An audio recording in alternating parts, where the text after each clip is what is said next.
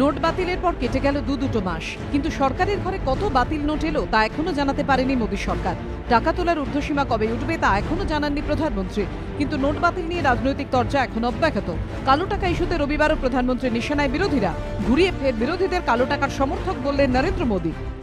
काले धन के खिलाफ, करप्शन और ब्लैक मनी के खिलाफ एक बहुत बड़ा बीड़ा उठाया है। ब्लैक मनी, करप्शन हमारी राजनीति तथा देश खोखला करता रहा। ब्लैक मनी के कुछ राजनीतिक पुजारी हमारे प्रयासों को जनता के विरोधी दर्शाते हैं। আক্রমণের জবাবে কেন্দ্রকে পাল্টা নিশানা করেছে কংগ্রেস। अगर हम कोई भी निंदा करें तो हम राष्ट्र विरोधी हैं। अगर हम प्रश्न पूछें तो हम काले धन का समर्थन करते हैं। जो एक बीमारी थी अपमान की राजनीति की, वो प्रधानमंत्री से यात्रा करते हुए कैबिनेट के सभी मेंबरान में चली गई। মোদীর আক্রমণের প্রেক্ষিতে সুর চড়িয়েছে তৃণমূল। এই যে এত টাকা জমা পড়ে গেল, তারা একটা নামের লিস্ট বের করতে পারলেন? উনি তো বলেছিলেন যে সুইস ব্যাংক থেকে সমস্ত টাকা নিয়ে আসবো, 15 লক্ষ টাকা করে তারা ভারতীয় নাগরিককে দেবেন। কোনোটাই তিনি করেননি। দুর্নীতির বিরুদ্ধে লড়াই কতটা হচ্ছে জানি না। মোদীর সুরে এদিন বিরোধীদের আক্রমণ করেছেন তার অর্থমন্ত্রীও।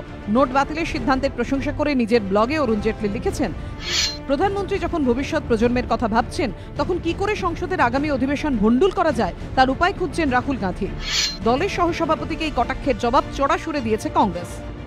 जी केवल अंग्रेजी बोलना जानते हैं और केवल ये कह देना कि प्रधानमंत्री अगले जनरेशन की सोचते हैं और राहुल गांधी जी आने वाले सेशन को डिसरप्ट करना चाहते हैं, इससे ज्यादा मजाक नहीं हो सकता।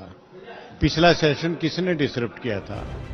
জেটলির দাবি, নোট বাতিলের পর যে পরিস্থিতি তৈরি হয়েছিল তা ধীরে ধীরে স্বাভাবিক হচ্ছে।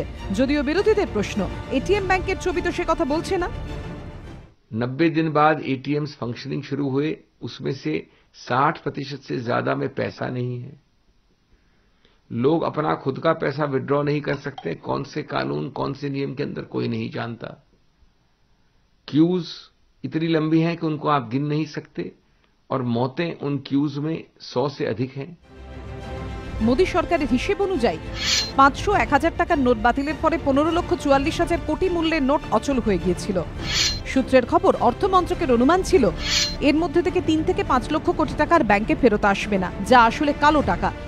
যদিও একটি সূত্রকে উদ্ধৃত করে সংবাদ সংস্থা পিটিআই জানিয়েছে, সম্ভবত 14.5 লক্ষ কোটি থেকে 15 লক্ষ কোটি টাকা ইতিমধ্যেই ব্যাংকে ফেরত চলে এসেছে।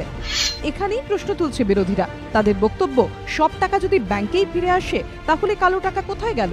যে কালো টাকা ধরতে এত কিছু, মানুষের এত দুর্ভোগ, সেই উদ্যোগ কি তাহলে মাঠে মারা গেল?